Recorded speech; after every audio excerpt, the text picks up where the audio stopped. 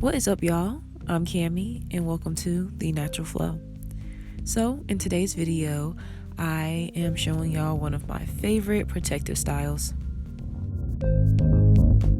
Starting off with washed hair, we are going to detangle, and then we're going to create a nice curved part a little less than halfway into the hairline.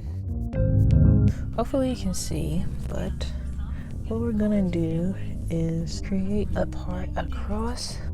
You don't want to put it up too high because it kind of takes away, and you don't want to put it too low. You won't have enough space to allow the twist to sit at a decent spot. I usually do it like right above my ear and just go straight across. That could be like a decent guideline. You can focus on the part being really straight or not. It doesn't really matter.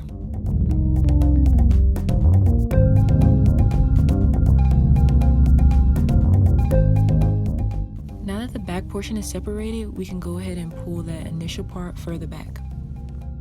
So I created a diagonal part from the initial part, and I'm just gonna straighten it up a little bit more. Okay, now that we've got that part straightened out, we can go ahead and moisturize our hair and add gel.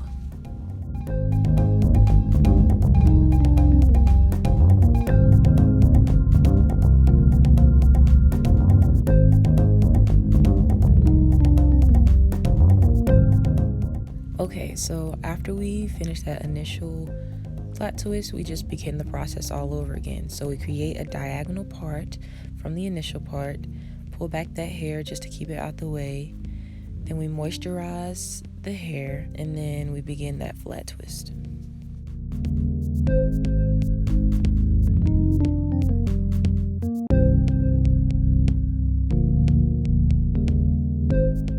A trick that really helps me out to ensure that my parts are consistent, especially for those twists in the back of my head, I use a mirror to face another mirror to help guide me. And I just go back and forth in doing this.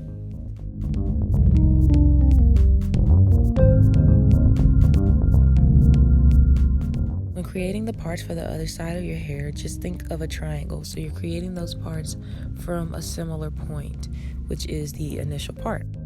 Now that I'm looking at this one, I don't like that it's so much smaller than this one, but I feel like it looks good from this angle. How can I miss that beautiful voice? Nice. That was nice. I still remember that forehead comment. You're not off the hook yet. You talking about the one when I said that you have a beautiful forehead? No, that's not what I'm talking about. I mean, your forehead look big. My forehead not even big on some real, y'all. My forehead is a 3-head. It just looked big because of the light. It's gleaming off it. Okay, so after moisturizing and applying my gel, I like to take my edges brush to brush down the hairs a little bit more, and then to create that nice pointy situation, I take a small amount of where the flat twist starts, and then I just flat twist all the way back.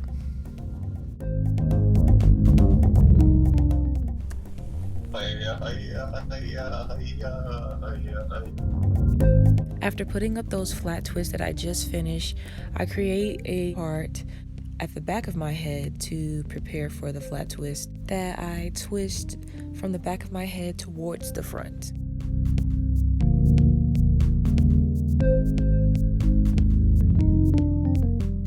I then put them all in a nice little pony and fix up my edges and then prepare for bed. Next, I use this castor oil to put all over the ends of my twist. To make the buns appear a little more realistic, I decide to only use about 5 to 7 strands of marley hair. After bunning my twist, I then create a bun by wrapping the marley hair around my twist.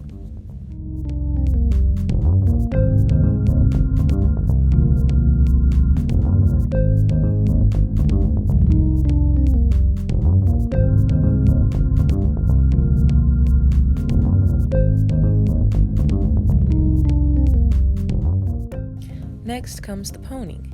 So I take a little more Marley hair than I did with the bun, just to have it a little more fuller. I also add a little bit of burgundy in there just because I love burgundy. So I'm putting my twist into a ponytail. Then I take the Marley ponytail and make sure it sits on top of my ponytail. I then take 1/2 of the Marley hair and loop it through the ponytail holder. Okay, I'm saying ponytail a lot, but I loop it through and just adjust it so that way it sits nicely over my twists. I then take another strand of Marley hair and just wrap it around the base of the ponytail to kind of give it a more realistic look. And then I take a bobby pin to set it into place. And that's it.